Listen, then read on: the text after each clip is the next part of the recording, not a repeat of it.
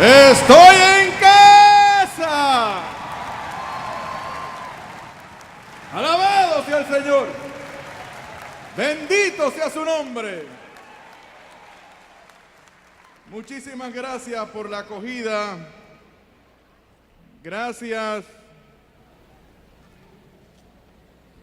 Gracias por este recibimiento. Gracias por la presentación. Gracias al señor Noel Díaz por depositar su confianza en este servidor. Y sobre todo, gracias, muchas gracias a ustedes por estar aquí en este lugar. Antes de comenzar mi plática, debo hacer un anuncio. Como ya se les informó en la presentación, tengo el beneplácito de haber fundado y ahora de dirigir un apostolado de formación de la fe católica y de defensa de la fe católica para la feligresía de la Arquidiócesis de San Juan de Puerto Rico. Se llama la Alianza Formativa. Y nos ha ido muy bien, gracias al Señor. Ese apostolado lo realizamos de forma gratuita. No cobramos nada, pero tenemos muchos gastos. Y para el sostenimiento de ese apostolado necesitamos dinero. Una de las cosas que se le ocurrió a mis colaboradores fue poner en formato de DVD y CDs lo que ellos entienden es lo mejor de mis pláticas, conferencias, cursos. Y todo eso está aquí disponible para ustedes. En la mesa en la que se venden los materiales del ministerio El Sembrador. Allí hemos puesto, para beneficio de la Alianza Formativa, 3 CDs que contienen lo que yo entiendo es lo mejor en términos de mis conferencias y talleres. Tengo un CD que habla sobre la Iglesia Católica como la Iglesia de Jesucristo.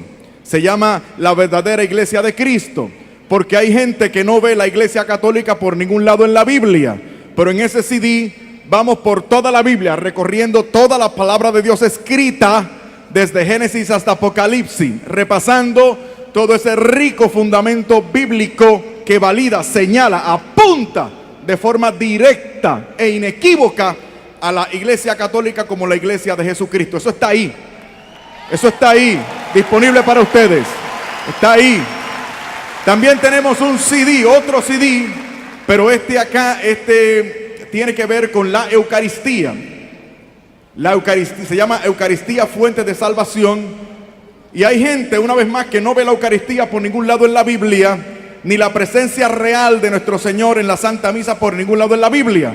Pero en ese CD vamos, una vez más, este es el sistema, desde Génesis hasta Apocalipsis, repasando todo ese rico fundamento bíblico que habla de la Eucaristía como el culto. Les anticipo que mañana vamos a versar sobre el tema de la Eucaristía. Hemos preparado un tema bien especial para ustedes en la mañana de hoy, en la que vamos a hablar de la Eucaristía no como un culto, sino como el culto establecido por Cristo para tu salvación y para tu liberación. Eso lo vamos a tener mañana, pero mientras tanto, anticipen el tema. Ahí tenemos el CD sobre la Eucaristía. El tercer CD versa sobre María Santísima, se llama La Excelencia de María. En ese CD, una vez más, el mismo sistema, desde Génesis hasta Apocalipsis, específicamente desde Génesis 3:15 hasta Apocalipsis 12, repasando todo ese rico fundamento bíblico que habla, que demuestra que Santa María es madre, es reina y es mediadora. ¿Dónde está eso en la Biblia? Ahí está. Así que procuren esos 3 CDs, procúrenlo por favor, porque son como una especie de curso de apologética o defensa de la fe. Ustedes van allí y procuran dónde están los CDs que trajo Fernando de la Alianza Formativa. Usted toma esos CDs y los compra, un precio súper especial, allí en la mesa del ministerio El Sembrador. Así que por poco dinero pueden llevarse no solamente esas 3 conferencias que hemos traído sobre la Iglesia, María Santísima y la Eucaristía, sino también otro material nuestro que hay dispuesto en la mesa de El Sembrador, allí, ¿ok?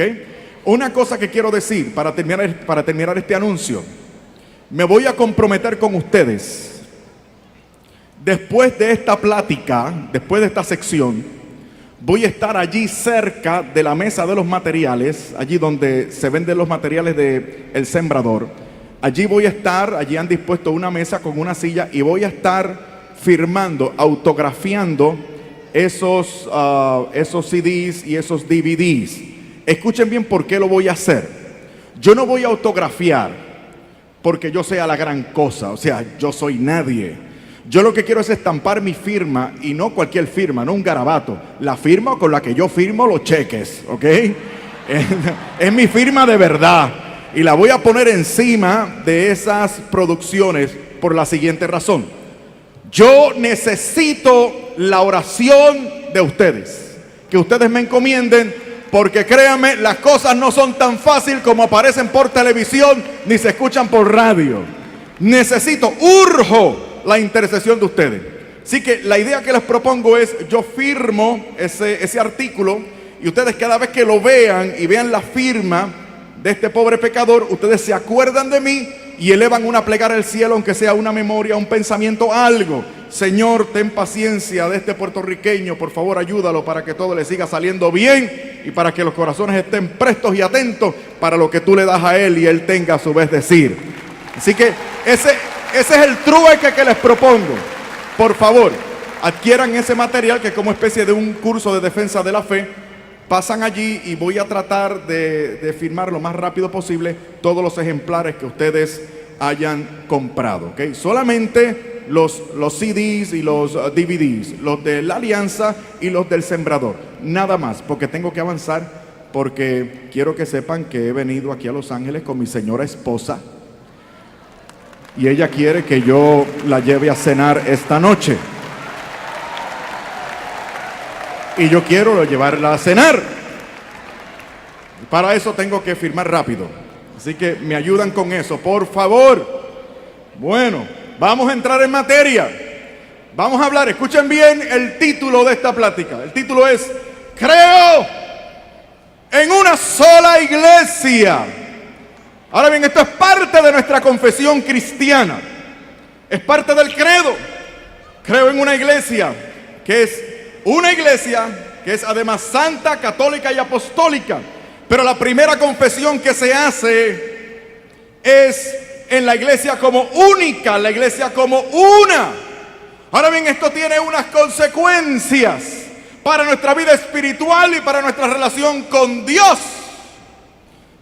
Y debemos contestar algunas preguntas para atender o darnos cuenta de la repercusión que tiene esta confesión nuestra. El creer en una santa iglesia, en una sola. La primera pregunta que les propongo es: ¿para qué creemos en una sola iglesia? O mejor dicho, ¿por qué? ¿Por qué creemos en una sola iglesia? Por dos razones. Número uno, porque Cristo, el Señor, lo dispuso así. Así quiso el Señor, el jefe. Y la segunda razón por la que creemos esto es porque nosotros no vamos a corregir lo que dijo y lo que hizo el Señor. No le vamos a corregir. Si Él quiso, dispuso, sentenció que su iglesia iba a permanecer incólume en una misma unidad, yo no puedo corregir eso para satisfacer mis necesidades particulares ni mis gustos. Es decir, yo no tengo permiso para buscar otra institución eclesial. Ya no vivo yo, Cristo vive en mí. Por lo tanto, yo hago la voluntad de Dios, estando en el lugar prescrito por Dios para mi salvación y mi santificación. Pero hay gente que quiere corregir al Señor. Y como no le gusta la iglesia fijada por el Señor, se han propuesto otras iglesias, fundan otros grupos grupos, se van a otras congregaciones buscando algo mejor, como si fuera posible mejorar lo que Cristo el Señor ha establecido. Si el Señor fundó una iglesia y dio perpetuidad a esa iglesia, yo no sé ustedes, pero yo a esa iglesia la quiero.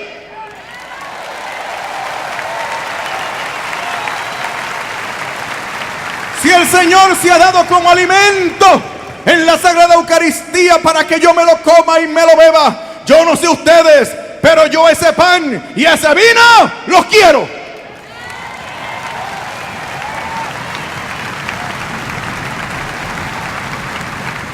Si el Señor ha prescrito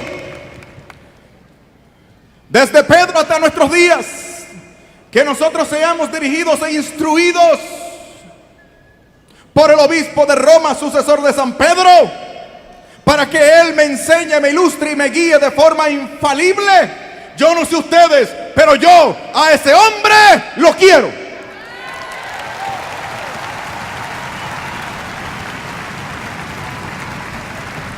Si Cristo el Señor ha dado a su Madre Santísima a todos nosotros al pie de la cruz, para que nosotros la tengamos en consideración, la veneremos y le pidamos, yo no sé ustedes, pero yo a esa mujer la quiero.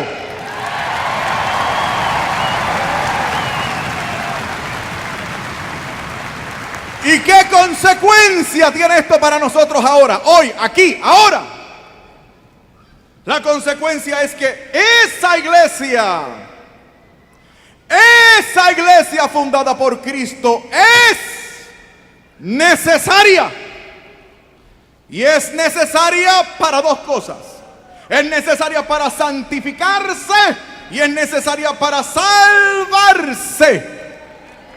De ahí que la iglesia misma haya dicho, y esto siempre lo ha dicho la iglesia, revelado por Cristo, los padres de la iglesia, hasta el Concilio Vaticano II, recogido también en el Catecismo de la Iglesia Católica.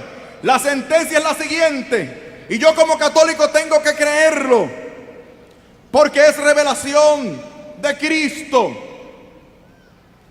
Esta confesión es la siguiente: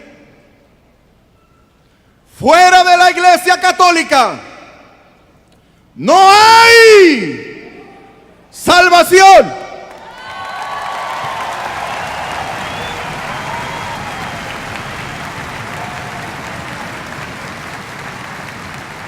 Muchos me aplaudieron, pero otros me miraron mal.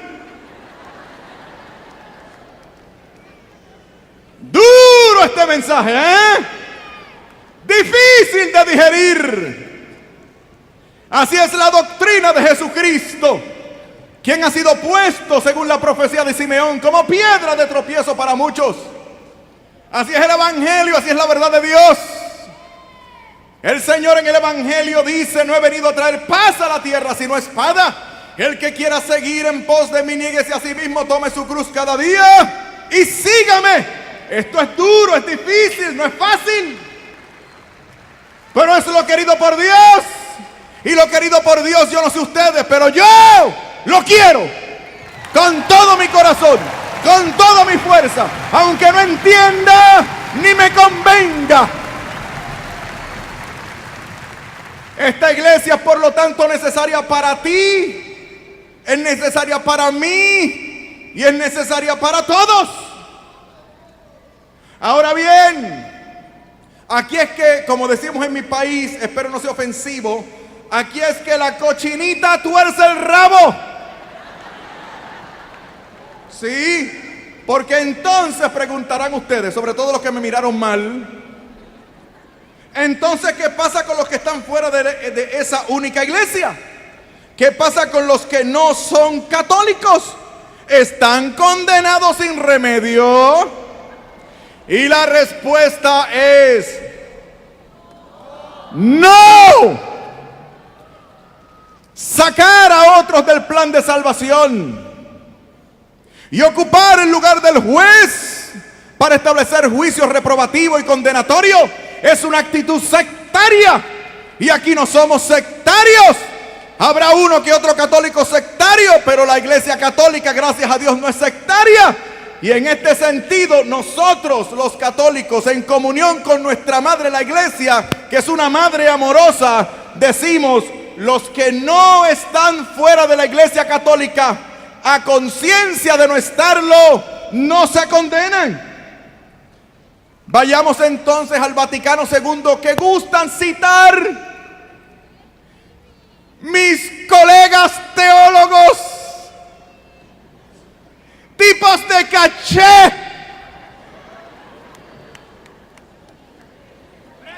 teólogos modernistas, que enseñan en nuestros medios a nuestros seminaristas y hace tiempo dejaron de creer. Muchos títulos, escriben libros y el favor de la prensa, porque gustan decir cosas controvertibles que afectan la fe del pueblo humilde de Dios.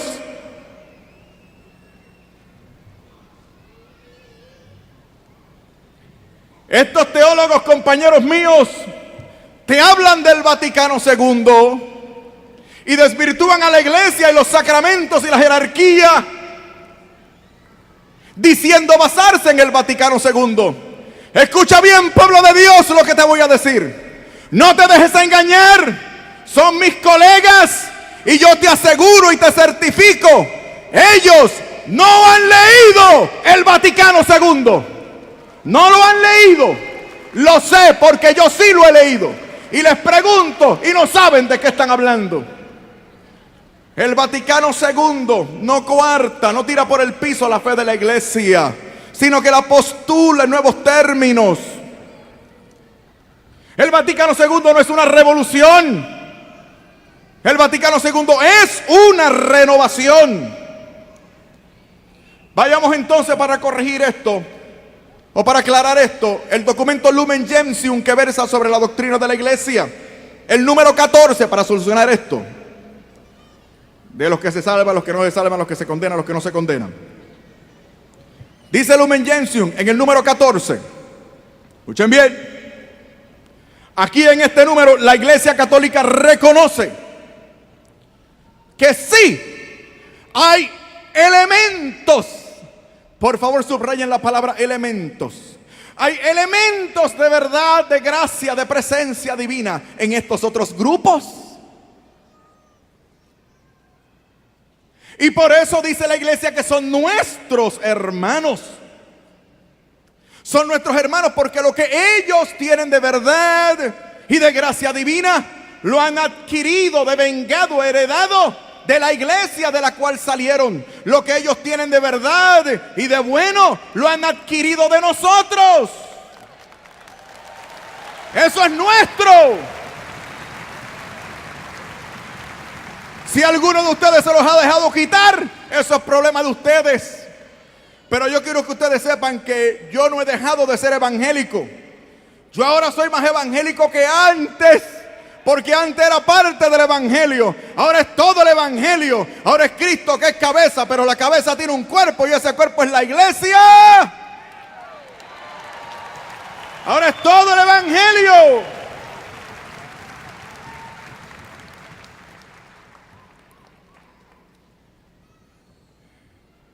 Ahora aclara la misma Iglesia en el mismo número 14 de Lumen Gentium. Sin embargo, una vez más la cochinita tuerce el rabo. Sin embargo, si a alguien le fuese revelado por el Espíritu Santo que la Iglesia Católica fue fundada por Cristo, y rechazar entrar en ella como condición necesaria, el tal no podrá salvarse. He aquí la aclaración. La Iglesia Católica es necesaria para ti y para mí, en el sentido de que tú, por tener conciencia del origen divino de esta iglesia, tú no podrías salvarte o no podrás salvarte en ningún otro lugar, porque tú tienes conciencia, tú sabes. Y como eres católico y lo sabes y tienes acceso a toda la revelación que custodia la iglesia católica, tú no tienes excusa. Y recuerda que dice la Biblia que a quien mucho se le dio, mucho se le va a exigir. Y a ti y a mí se nos ha dado todo. A ti y a mí se nos ha dado ser parte del cuerpo de Cristo, que subsiste de manera especialísima en esta santa iglesia católica.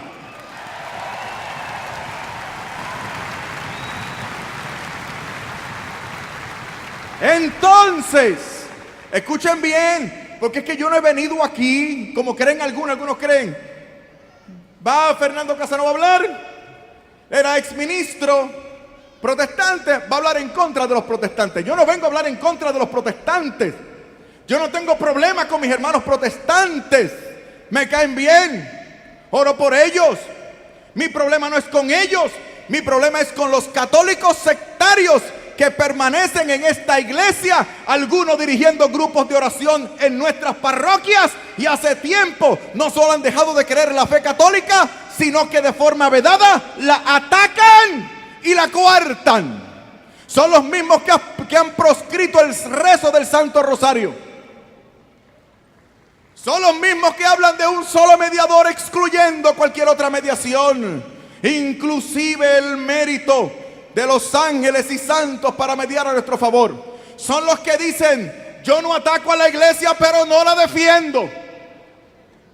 Adiós. ¿Quién aquí no defiende lo que ama? No estamos hablando de pelea, ni de riña, ni de odio.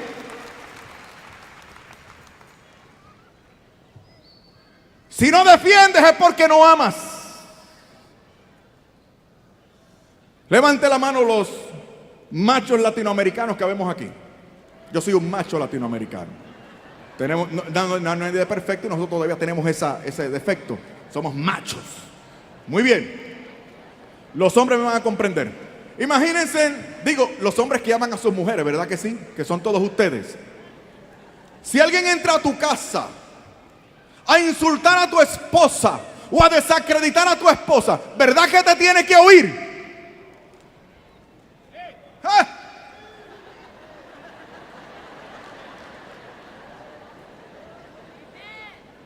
Si alguien se propone desacreditar o faltarle respeto a una hija tuya, ¿verdad que te tiene que oír?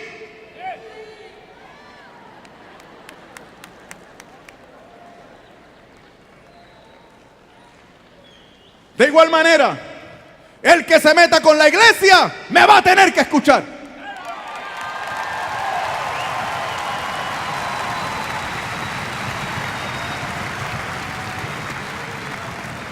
Porque esa única iglesia fijada por Cristo, escuchen bien, es la imagen de Cristo. En la tierra, Cristo trabaja a través de la iglesia. Es el medio establecido por Cristo, medio histórico de salvación. Por eso es la plenitud de Cristo, Efesios 1, 22 y 23. Por eso la multiforme sabiduría de Dios se manifiesta en y por la iglesia, Efesios 3, 10.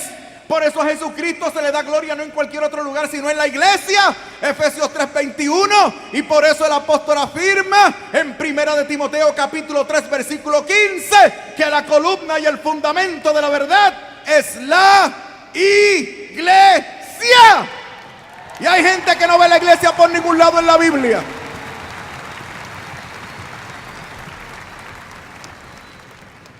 Por eso el apóstol habla de Cristo como cabeza y de la iglesia como su cuerpo.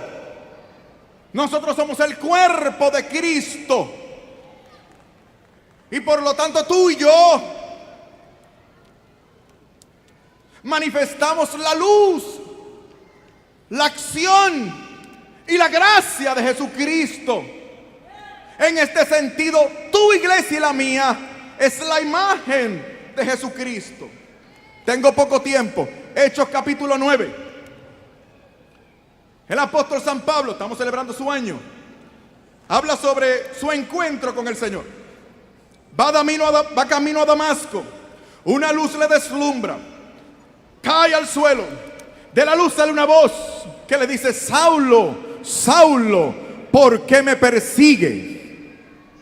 Dura cosa te es dar coces contra el aguijón.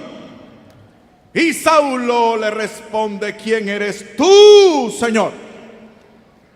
Y de la luz la voz le responde: yo soy Jesús, a quien tú persigues. Tomemos esto en detalle. Saulo iba a perseguir a Jesús. Jesús ya había ascendido. Saulo iba a perseguir ¿a quién? ¿A quién iba a perseguir Saulo? A la iglesia. Pero aquí se le aparece Jesucristo y le dice: Saulo, me estás persiguiendo. Saulo no conoció a Jesucristo personalmente. Saulo iba a perseguir, a justiciar a la iglesia. Jesucristo lo que le está diciendo en esta manifestación a Saulo es: si te metes con la iglesia, te metes conmigo. No le temas a los ataques del mundo y de los medios de comunicación, ni de tus enemigos o tus reprobadores. O no tengas miedo de los que te persiguen, porque quien se mete contigo, se mete con Jesucristo. Alabado sea el Señor. No te dé pena de ti, date pena de ellos. Sabemos de la fundación divina de la Iglesia Católica y de que es necesaria, por tanto, para la salvación. Porque Cristo facultó a esta iglesia de 4 propiedades esenciales. 4 propiedades esenciales. Digo, si tú quieres descubrir esa única iglesia, y yo me he tomado tiempo en esto, ¿saben por qué?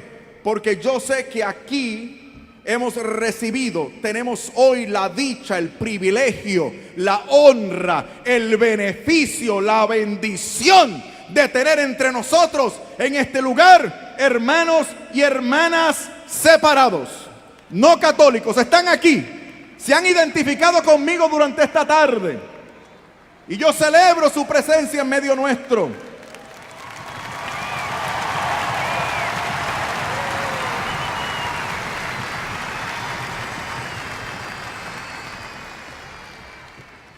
Y estoy muy emocionado y muy contento porque los que vinieron aquí el año pasado se convirtieron.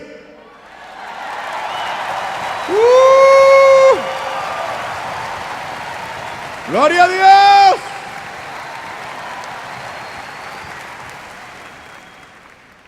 La primera de esas características o notas esenciales es que la iglesia es una, establecido por Cristo es una. Una, Fernando. Sí, una. ¿Y dónde está eso en la Biblia? Me encanta esa pregunta. En Mateo 16, 18, San Juan capítulo 10, versículo 16, capítulos 14, 15 y 16 de San Juan, capítulo 17, versículos del 20 al 30 del Evangelio según San Juan. Evangelio según San Juan una vez más, capítulo 21, versículos del 15 al 8. Mateo capítulo 28, versículo 19. Y Marcos capítulo 16, versículos 15 en adelante. Señoras y señores, no le tengas miedo a la Biblia, porque esta es la iglesia de la Biblia. La Biblia está a nuestro favor y no hay nada en la Biblia que contradiga nuestra benemérita fe. Eso está en la Biblia. Por eso el apóstol Pablo exhorta con gran insistencia en Efesios capítulo 4, los primeros 6 versículos, a que permanezcamos solícitos en la unidad del Espíritu. Escucha bien. De la misma unidad que habló ya el apóstol en 1 de Corintios capítulo 12, versículo 13. Pablo habla insistentemente de una unidad en el Espíritu. ¿Y cómo describe esa unidad del Espíritu? Una sola fe, un solo cuerpo, un solo bautismo en un mismo Espíritu. La pregunta es: ¿para qué insiste tanto el apóstol? ¿Para qué? La respuesta está en el versículo 14 del capítulo 4. Escuchen bien. Esta es la razón que da el apóstol para perseverar en la unidad del Espíritu. Para que no seáis, una vez más lo repito, Efesios capítulo 4, versículo 14. Para que no seáis ya niños llevados a la deriva por cualquier viento de doctrina, a la merced de embaucadores que conducen al error. Cualquier coincidencia con la realidad, lo lamento. Pero es increíble que hayan católicos que prefieran creerle a un buscón, a un ratero, a un desvergonzado manipulador, que ellos son uno de 100 personas que le van a enviar una ofrenda de $1000, mientras que no le creen al Señor, Rey de Reyes, el que nunca miente, caduca o se muda, cuando dice: tengan y coman todos de él, porque esto es mi cuerpo. Lo que dice el Señor lo niegan, y lo que dicen otros lo aceptan. El apóstol insiste. Aquí mira, hay un versículo bíblico que a mí me marcó en mi proceso de conversión. Primera de Corintios capítulo 1 versículo 10. Mira cómo dice el apóstol: os ruego, hermanos, por el nombre de nuestro Señor Jesucristo, que todos habléis igualmente y no haya entre vosotros divisiones. Antes seáis concordes en el mismo pensar y en un mismo sentir.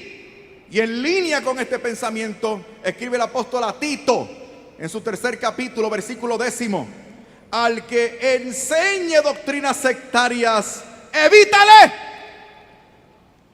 después de una y otra amonestación. Por eso les hablaba de los católicos sectarios. A mí antes los católicos sectarios me daban lástima. Ahora me dan coraje, porque me he dado cuenta que no son honestos. Han dado lugar en su corazón y en su mente a razones y ataques anticatólicos. Y estando en la iglesia, no se han tomado el mismo espacio, tiempo y esfuerzo para investigar qué es lo que la iglesia ha dicho sobre esos temas que ellos cuestionan sobre la fe de la iglesia. No son honestos. Un día me encontré con uno. Estaba creando muchos problemas de división. Sabía que si no atendíamos el problema, el tipo se iba a ir para otra iglesia con la mitad de la parroquia, o fundaba otra iglesia, que es peor. Así que le pregunté: ¿qué te pasa? Y él me dice: Fernando, es que te voy a ser sincero. Hay dos cosas de la iglesia católica que yo no entiendo ni soporto. Le pregunté: ¿cuántas cosas? Fernando, te repito, hay dos cosas de la iglesia católica que no entiendo, no soporto. Y yo le dije: mi hermano, aquí estoy yo para servirte. Dime cuáles son esas dos cosas. Y él me hace las preguntas y me propone los temas. Hermanos, invertí 1 hora de mi vida explicándole a este hermano, dándole razones. Atravesé toda la Biblia, la historia de la iglesia, los padres de la iglesia, el sentido común, la espiritualidad católica, y le expliqué todo. Se lo expliqué tan y tan bien que después de 1 hora me dijo aquel católico sectario: muchas gracias, Fernando, creo que tú tienes la razón, pero déjame decirte, es que hay otras dos cosas que no soporto.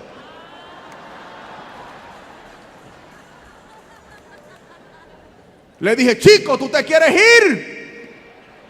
Acaba y vete.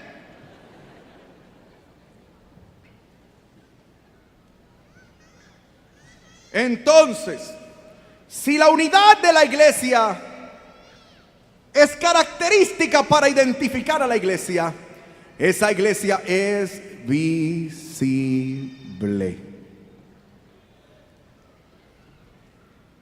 El católico que repita como el papagayo lo que dicen algunos compañeros míos teólogos de caché, de que la iglesia de Jesucristo es invisible y que da lo mismo una que la otra, o que la intención de Jesucristo no fue fundar una iglesia? Quiero que ustedes sepan que eso es pecado de herejía, condenado por la Iglesia Católica.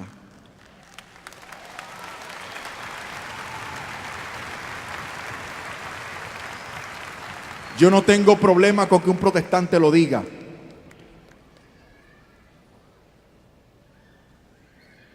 Pero que lo diga un teólogo católico, un fiel católico, un cura católico. Segunda característica esencial: esta iglesia es santa. La única iglesia fundada por Cristo es santa. A algunos les cuesta y dicen: santa, esta iglesia es santa. Santa. Se nota que lleva poco tiempo de católico. No ha visto lo que yo he visto. Yo no tengo que ver lo que tú has visto. Yo tengo que ver y escuchar lo que Cristo ha establecido. Y Cristo dijo en Mateo 16, 19, después de establecer su iglesia, dijo: y las puertas del infierno no prevalecerán en contra de la iglesia. La iglesia es santa porque el que las fundó es santo. Y la iglesia está animada y dirigida por el Espíritu Santo.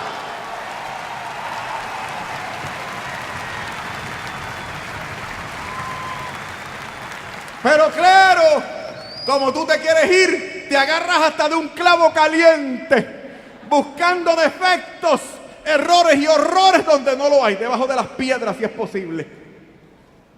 Como el hombre adúltero que está buscando pretextos para irse de su casa con la amante.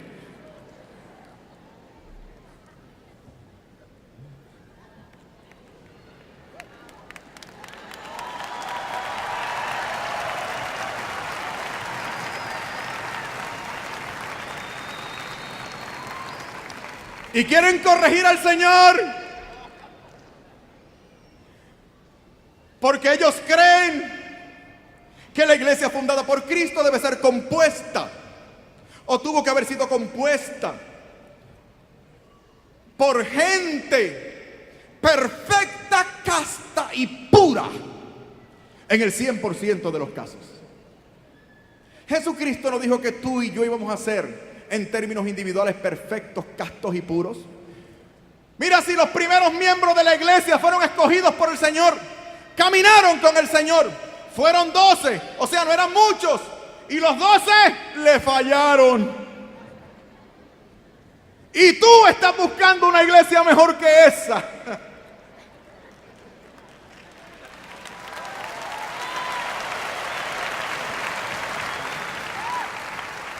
No seamos hipócritas. No hay perfección de nuestra parte. ¿Por qué la vas a buscar en el sitio donde te reúnes? Escucha bien. No se vale decir que te vas de la iglesia católica, porque supuestamente en la iglesia católica hay muchos sinvergüenzas. Eso no se vale.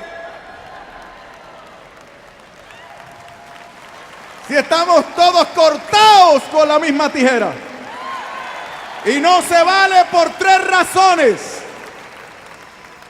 Razón número 1, porque tú que te quieres ir de la iglesia católica, también eres sinvergüenza.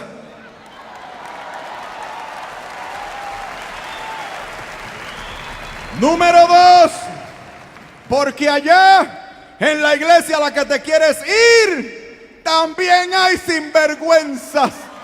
¡Ja! De allá vengo yo.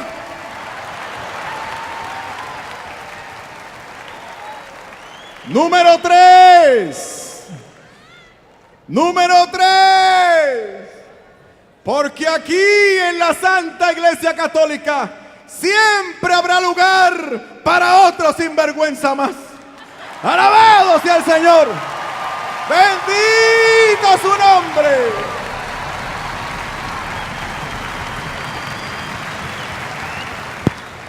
Cuando decidí que me tenía que hacer católico, claro, yo enseñaba teología y me estaba doctorando. ¿Dónde quién voy a ir? Voy a ir donde un teólogo de caché.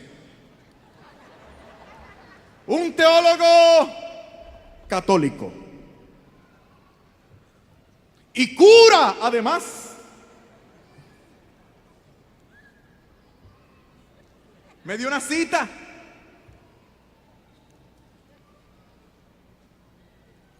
Y me dijo, ¿en qué te puedo servir? Y le dije, padre, usted no me lo va a creer, pero yo he venido aquí para que usted me ayude. Tú dirás, padre, he decidido que tengo que hacerme católico. ¿Cómo? Sí, padre. ¿Pero por qué? Padre, es que yo he descubierto que Jesucristo fundó esta iglesia personalmente hace 2000 años atrás. Padre, yo he descubierto que el Señor me entregó a su madre al pie de la cruz en la persona del discípulo amado, para que yo la tome en mi noticia, la venere y ella me cuide. Padre, yo he descubierto que el Señor me convoca al sacramento del altar. Yo de alguna manera sé, Padre, que si no comulgo el cuerpo y la sangre del Señor, me voy a disecar y me voy a morir y me voy a perder. Padre, usted que sabe mucho, ¿me podría decir qué tengo que hacer para hacerme católico? Y el sacerdote teólogo me respondió, Fernando, tú no tienes que hacerte católico, por favor. Ay, Fernando, eso era antes.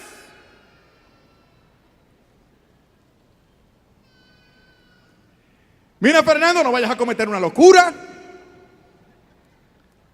Si tú le sirves al Señor de igual manera, allá como acá, es lo mismo. Fernando, por favor, piensa en tus hijos, no seas un mal padre. Es que Satanás cuando te tienta con cosas buenas, no te tienta con cosas malas. Al Señor, ¿tienes hambre? Come. Ten mucho cuidado con los ataques de Satanás. Solapados. Ellos han sido criados toda la vida en esa tradición vibrante. No conocen otra cosa. ¿Los vas a sacar de esa experiencia religiosa? Fernando, me has contado de lo orgullosa que está tu madre por lo que has alcanzado y hasta dónde has llegado. Fernando, piensa en la reacción de tu comunidad. Piensa en la gente que te conoce, la gente a la cual tú sirves. ¿Qué van a pensar? ¿Qué van a decir? Fernando, piensa sobre todo. Digo, Fernando, los que conocemos del carácter de tu mujer, piensa en su reacción. Fernando, ¿de qué vas a vivir? Me la puso linda el tipo, ¿no? Tuve una experiencia espiritual.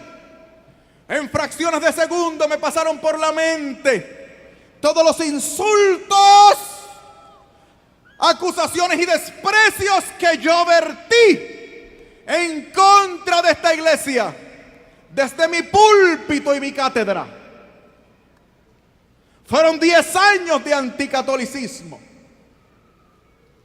y pasaron por mi mente todas las cosas que yo decía sobre supuestos pecados y escándalos de la iglesia para desvirtuar a la iglesia. Mientras tenía ese hombre frente a mí, en fracciones de segundos sucedió todo eso.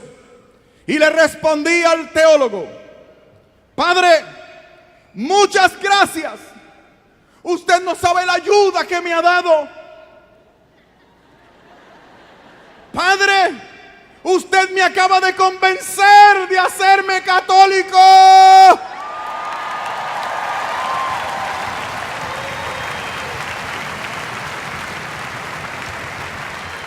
Y él me dijo, ¿quién? ¿Yo? Sí, usted. ¿Pero y por qué? Y le dije, hombre, Padre, sentido común, lógica.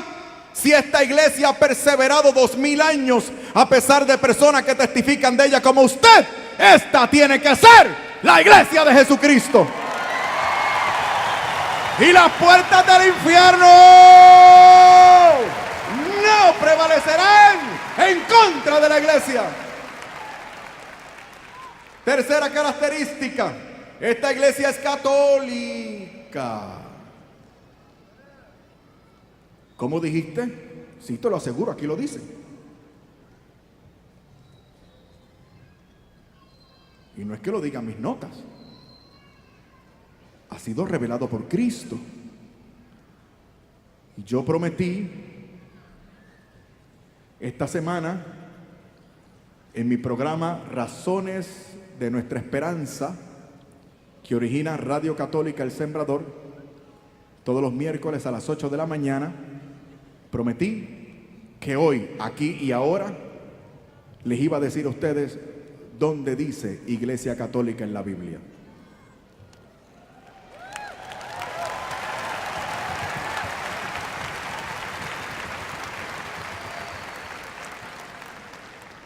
No vayan a ser como mi amigo. Yo tengo un amigo quien es pastor de las Asambleas de Dios y sigue siendo mi amigo, y le agradezco su amistad porque él quiere que yo sea su amigo a pesar de que él es pastor de las Asambleas de Dios. Y un día está en mi casa, se arma de valor en un momento dado, toma una Biblia que yo tenía en la mesa y mi amigo me dice, a ver, Fernando, tú tanta cosa con la Iglesia Católica y la Iglesia Católica, a ver, dime, demuéstrame, ¿dónde dice aquí en la Biblia Iglesia Católica? Y yo le arrebaté la Biblia y le dije, te voy a decir algo, cuando tú me digas a mí dónde dice Asambleas de Dios, yo te voy a decir a ti dónde dice Iglesia Católica. Oye, te piden cosas que ellos no pueden dar. Y nos quedamos callados.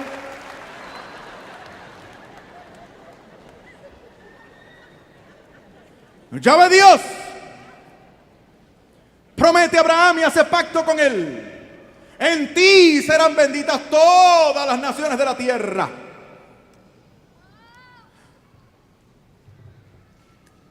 La parquedad revelacional de los judíos aparcelaron la revelación y excluyeron a todos los demás. Cuando el Señor había establecido y planeado que su revelación, su buena noticia, su salvación fuera compartida por toda la humanidad. Jesucristo habló de esa universalidad de su mensaje y por lo tanto estableció una iglesia que trabajara en su nombre como su imagen, cumpliendo esa promesa de Yahvé a Abraham. Y Jesucristo estaba consciente de ello. Por eso, cuando funda su iglesia, en ese mismo acto, da a un hombre la responsabilidad de dirigir a esa iglesia. El mismo hombre que en San Juan capítulo 21 le dice, tú, Simón Pedro, pastorea mi rebaño. Por eso a esos apóstoles, a esos primeros ministros, le da el Señor en Mateo 18:18 el poder de atar y desatar. Por eso mismo anuncia el Señor en Mateo 28:19 y 20. Vayan y hagan discípulos a todas las naciones, bautizándoles en el nombre del Padre, del Hijo y del Espíritu Santo. Un mensaje universal y habla del sacramento a través del cual nosotros entramos a la iglesia. Por eso es que en Hechos capítulo 1 versículo 14, el Señor promete el Espíritu Santo. Ahora bien, ¿para qué el Señor hace la promesa de la efusión del Espíritu Santo? ¿Para qué? ¿Acaso el Señor prometió el Espíritu Santo en Pentecostés para que tú y yo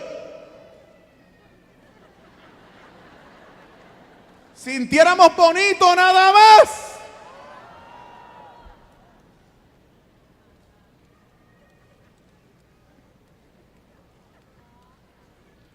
Y recibiréis poder cuando venga sobre ustedes el Espíritu Santo.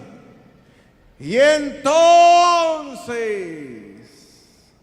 serán mis testigos en Judea, en Samaria y hasta los confines de la... O sea, es un solo y único testimonio de repercusión universal.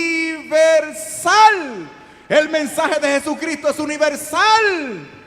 Y una palabra para universal, un sinónimo para universal, como ustedes bien saben, es la palabra católica.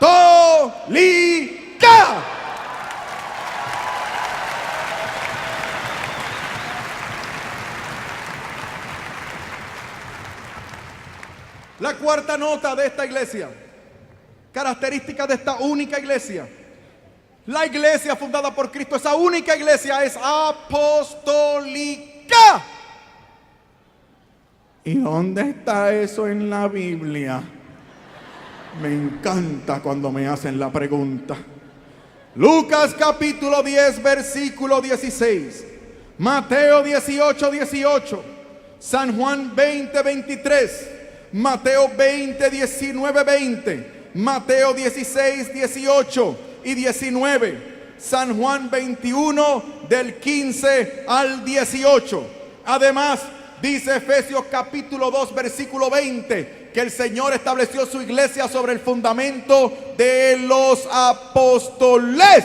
Por eso dice Hechos capítulo 2 versículo 42, esa iglesia que surge con fuerza misionera después de Pentecostés, esa primera iglesia perseveraba unida, unánime y perseverante en la enseñanza de los apóstoles. Esta iglesia es apostólica y lamentablemente para mí, esta iglesia fundada por Cristo no es bíblica. Porque cuando Cristo fundó su iglesia, no existía la Biblia. La iglesia la escribe durante el primer siglo, la termina pasado el siglo primero, y luego se establece el canon de libros sagrados, tarde allá por el siglo V. Si fuera bíblica, entonces dependería de mi interpretación. Por eso el apóstol Pedro ya lo había anticipado en su primera carta, capítulo 2, que la escritura no es de interpretación privada.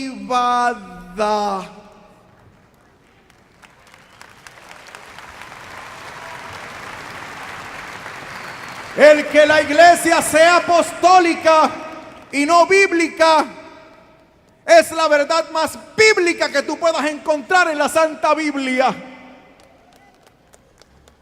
Porque el problema con el debido respeto, el problema con mis queridos hermanos separados, es que leen mucho la Biblia, pero la entienden poco. El problema de los católicos es que no entienden nada porque no la leen. Pobres pecadores allá afuera. Dios mío, ten piedad de nosotros. Esto no es así al huipipío, como decimos en mi país.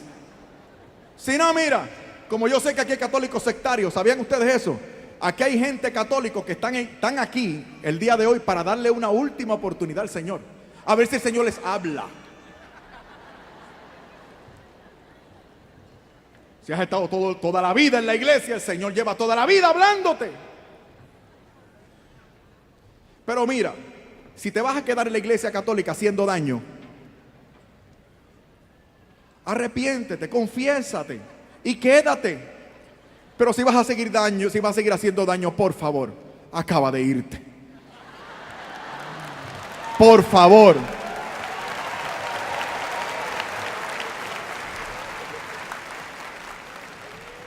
Aquí estás haciendo daño y no te pagan. Allá te van a pagar.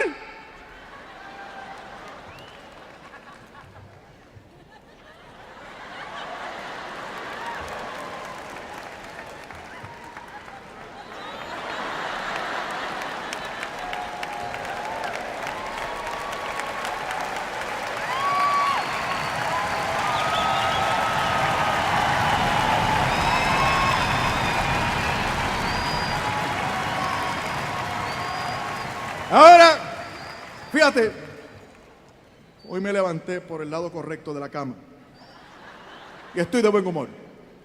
Así que yo les voy a dar la clave, porque como ya ellos descartaron a la iglesia, o sea, ya no hay iglesia. Ahora es, mira, directito. Tú sabes, el Evangelio según San Yo. Qué rico, ¿eh? El Evangelio según San Yo. Sí, no hay magisterio, no hay papa, no hay nadie.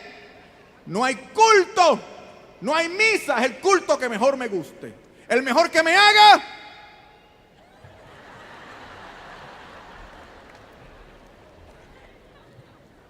Pues mira, te voy a dar un consejo. Tú te pones a orar. Mira lo que tú tienes que hacer. Mira, te pones a orar y tú dices: Señor, ayúdame a salir de la iglesia católica. Me voy de la iglesia católica. Ya no soporto a la iglesia católica, porque en la iglesia católica hay un montón de sinvergüenzas. Y ya no soporto esto más porque yo predico mejor que el cura. Yo tengo la verdad agarrada por el rabo. Yo soy un general de 4 estrellas. Yo soy la última gota de agua en el desierto y a mí el Señor me habla porque yo.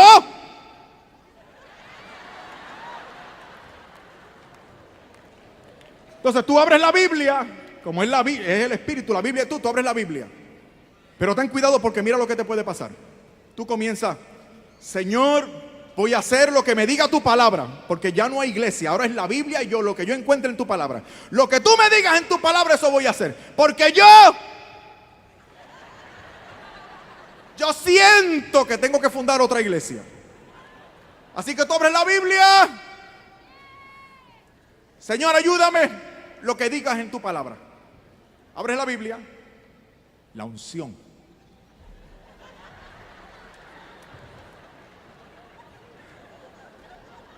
Dice: y Judas se ahorcó.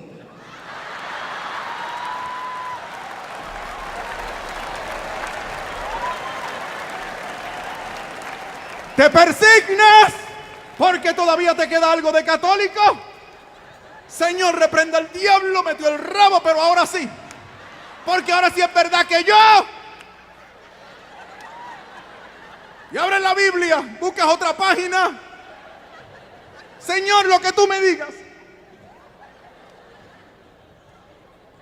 El relato del buen samaritano. Ahora ve tú y haz lo mismo.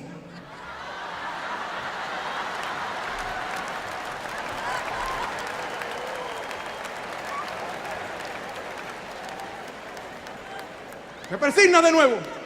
Es más, no te persigna. Dice: Señor, ahora sí. La unción. Abre la Biblia en otro lado y pones el dedo, lo que tú me digas, Señor. El relato de la última cena. Lo que vayas a hacer, hazlo pronto.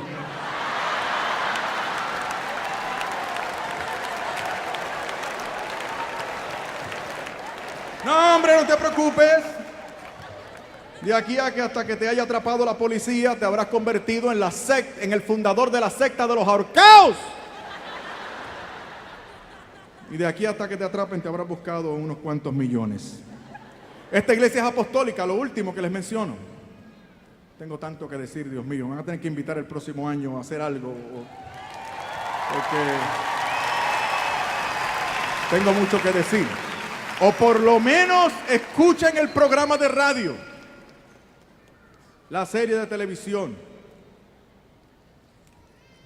Pueden también comprar los CDs.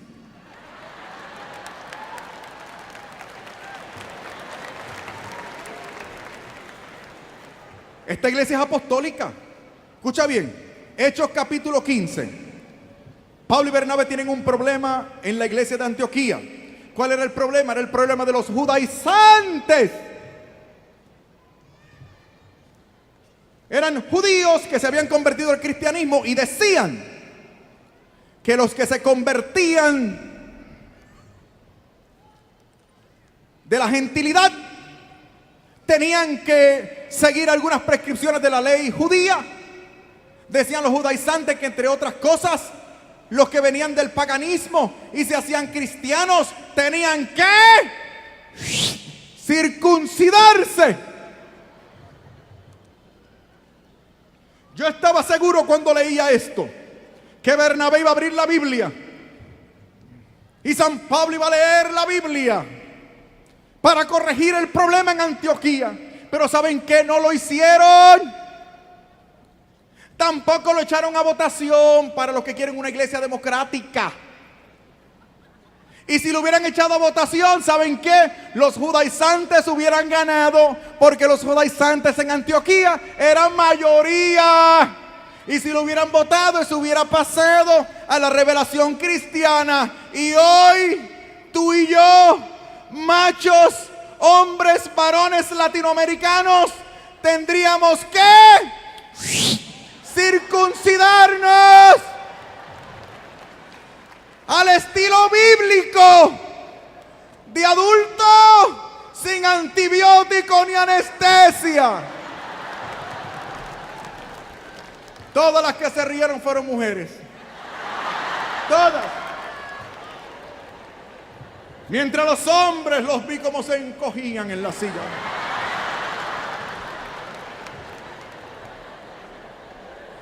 Hombres, machos, varones masculinos, glorifiquen al Señor el día de hoy, porque Pablo y Bernabé no lo echaron a votación. ¡Gloria a Dios! Pablo y Bernabé descendieron a Jerusalén a consultar ¿con quién? Con los apóstoles. Allí realizaron el primer gran concilio de la iglesia, el concilio de Jerusalén. Y en el versículo 28 del capítulo 15, me encanta este versículo 28 del capítulo 15 de Hechos. Se levanta el obispo de Jerusalén, quien era Santiago, para arreglar el asunto en Antioquía. Y dice Santiago, el obispo de Jerusalén: hermanos, nos ha parecido bien al Espíritu Santo y a nosotros,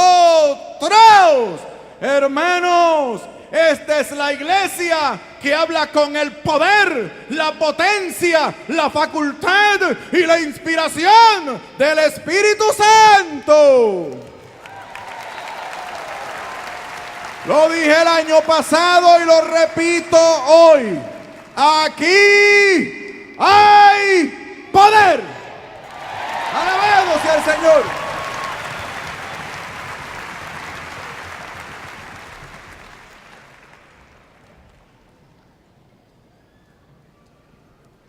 Vas a salir con bríos de este congreso.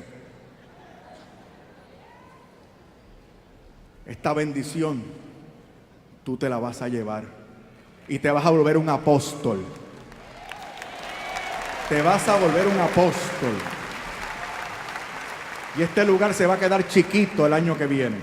Escuchen bien, pero te advierto,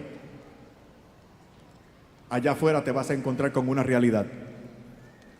La realidad con la que te vas a encontrar se llama anticatolicismo. Tú vas a salir a compartir esta buena noticia con cariño, caridad, mansedumbre, como dice el apóstol en Primera de Pedro, capítulo 3, versículo 15 y 16. Y tú vas a querer compartir esta noticia, invitar a la misa, mover a otras personas para que se confiesen.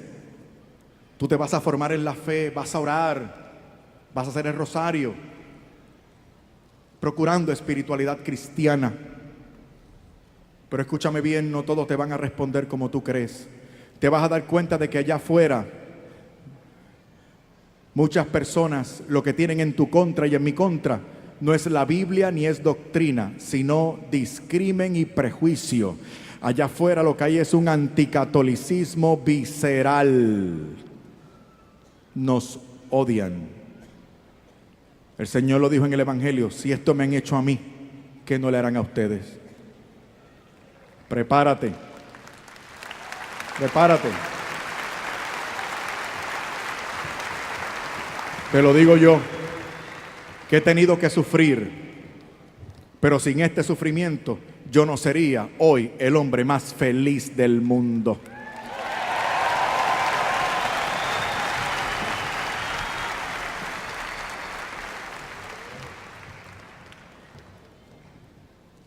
Y vas a compartir esto con otras personas. Y vas a orar. Le vas a compartir tu fe. Vas a responder a sus preguntas. Vas a sacrificarte. Vas a ofrecer misa por esa persona.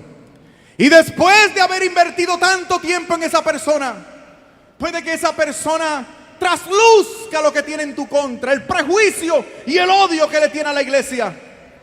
Y al final, cuando esa persona ya no te pueda responder, ni te pueda criticar, esa persona te va a mirar con desprecio y te va a decir, así como si tú apestaras: lo que pasa es que tú eres un católico.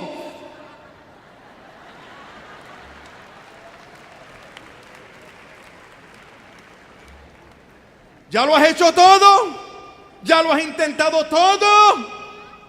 Hasta los CDs de la Alianza Formativa compraste. ¿Qué vas a hacer ahora?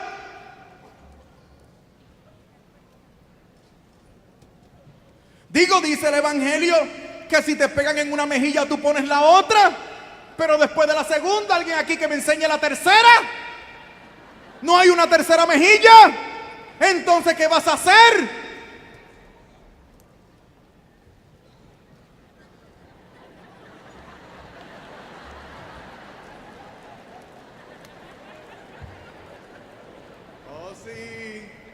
Oh sí, ya me volvieron a mirar mal.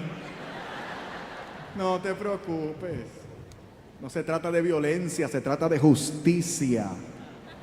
Escucha bien, tú lo vas a mirar fijamente a la cara y le vas a responder de la siguiente manera: sí, soy católico. ¿Y qué? ¿Qué pasa? ¿Cuál es el problema? So what?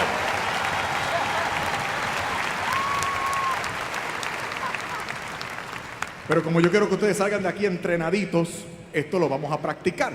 Así que de pie, por favor. Mírenme a la cara. Miren la pantalla, es algo bien grande.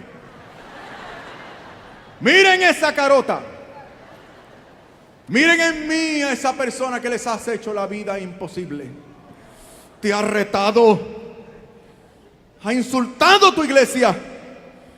Y tú has invertido tiempo, porque a veces la gente es ignorante y no sabe. Y tú has querido ilustrarme. Te has formado en la fe. Compraste los CDs. Has ofrecido misa, has orado. Has invertido tiempo y me has tratado de explicar. Y yo ahora, con todo desprecio, como ya no tengo argumentos contra ti, te miro con desprecio, con asco en mi mirada, y te desprecio de esta manera. Lo que pasa es que tú eres un católico. Ahora mírenme fijamente. Quiero ver esas caras. ¿Están listos? Ha llegado el momento. 1, 2 y 3. Sí, soy católico. ¿Y qué? Bendito sea el Señor. Qué bien les ha quedado. Qué bien les ha quedado. Alabado sea el Señor. Ahora,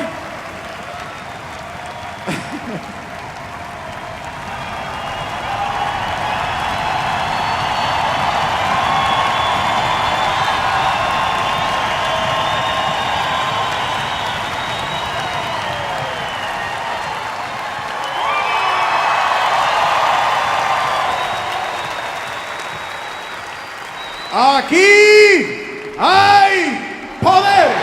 Alabado sea el Señor.